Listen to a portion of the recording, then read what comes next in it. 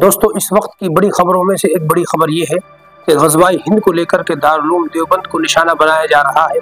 वहाँ NCPCR के officer और सहारनपुर के ATM उसकी चेकिंग करने पहुंच गए हैं। वो एक फतवे को लेकर है। आज हम उसी पर बात करेंगे कि वो मामला क्या है। शुरुआत से बात की जाए तो तकरीबन 10-15 साल पहले दारुल उलूम देवबंद की एक वेबसाइट है, उस पर ग़ज़वाए हिंद को लेकर के फतवा दिया गया था। फतवे का मतलब ये होता है कि एक इंसान दारुल उलूम देवबंद से या किसी मुफ्ती के पास जाकर के कोई सवाल पूछता है लिख करके कि मैं इसके बारे में जानकारी हासिल करना चाहता हूँ, तो उस वक्त जो मुफ्ती होता है या कोई इदारा, कोई जमात, कोई मदरसा होता है, वो उसका जवाब लिख करके देता है और उसको ये बात भी लिखनी होती है कि आपने जो ये जवाब दिया है इसको सही कहा है या इसको गलत कहा है, ये कौन सी जगह से कहा है, उस किताब का नाम, उस बुक का नाम, उस तमाम चीज़ों का नाम कि मैंने फला जगह से इसको सही कहता हूँ या फिर मैं इसको गलत कहता हूँ। मेरे कहने से न ये गलत होगा और न मेरे कहने से ये सही होगा।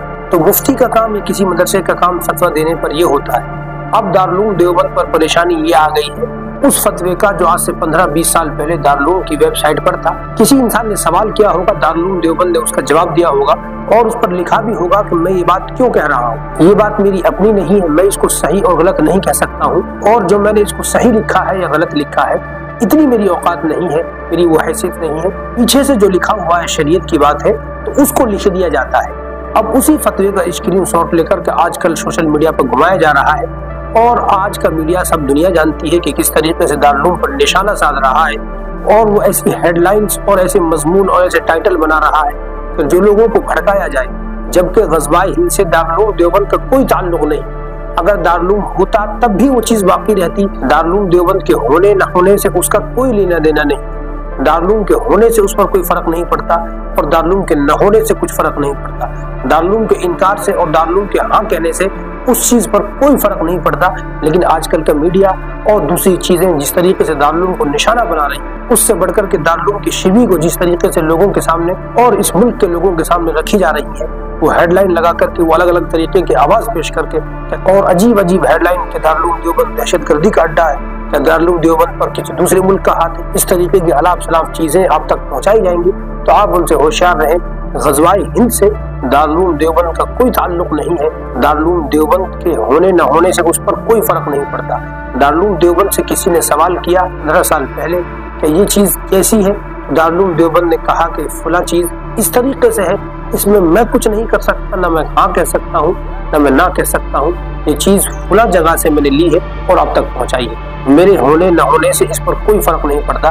लेकिन आज फिरका परस्त ताकतों और शरपसंदों ने उसका स्क्रीनशॉट लेकर के सोशल मीडिया पर डाला है और आजकल का मीडिया उस पर भेड़िए की तरह टूट पड़ा है, दारुल उलूम को निशाना बना रहा है। और इस चीज को देख करके NCPCR यानी हिंदुस्तान के अंदर जो इस चीज पर निगाह रखता है कि बच्चों को सही तालीम दी जा रही है या गलत चीज दी जा रही है, उसके सामने ये बात पहुंची है। उन्होंने भी इसको अपना काम समझते हुए सहारनपुर के SDM से कहा है कि आप दारुल उलूम देवबंद जाइए, वहाँ तहकीक कीजिए, उस फतवे की जांच कीजिए, अगर कुछ गलत बातें हैं उस पर FIR दर्ज कीजिए। लेकिन आप सबको ये बात मालूम होनी चाहिए कि उससे दारुल उलूम देवबंद का कोई ताल्लुक नहीं है। मैं बार बार ये बात कह रहा हूँ। जिस तरीके से मीडिया दारुल उलूम को निशाना बना करके अजीब आवाजें निकाल करके ये बात बावर कराने की कोशिश करता है कि दारुल उलूम दहशतगर्दी का अड्डा है, फला है, यहाँ के बच्चों को जहन खराब किया जाता है, तो उस चीज से दारुल उलूम देवबंद का कोई ताल्लुक नहीं है। वो चीज जैसी थी दारुल उलूम देवबंद ने वैसी ही पेश कर दी, वो दारुल उलूम की जिम्मेदारी है। अगर हम इंसाफ की नजर से देखें तो दारुल उलूम देवबंद की जगह कोई दूसरी संस्था या कोई इदारा होता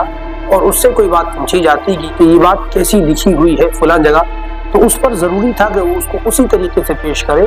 दारुल उलूम देवबंद ने उस पर हवाला भी दिया है। रही बात ग़ज़वाए हिंद की, तो उसके बारे में अभी तक किसी को इल्म नहीं है, न कोई ये दावा कर सकता है कि वो कब होगा, आज होगा, कल होगा, 100 साल बाद होगा, 1000 साल बाद होगा, या वो हो चुका है और होगा तो किन लोगों से होगा, कैसे लोगों से होगा, कैसे हालात में होगा, क्या उसकी शक्ल रहेगी, अभी तक किसी को कुछ नहीं मालूम। लेकिन फिरका परस्त ताकतों का हवा खड़ा करना है, दारुल उलूम देवबंद को लेकर के लोगों का जहन खराब करना है। जबकि मैं ये बात वाज़ेह कर दूं, इस्लाम किसी पर जरा भी जुल्म करने के हक में नहीं है। उसका मतलब कुछ भी हो, किसी मुल्क में वो रहता हो, इस्लाम इन चीजों को मना करता है।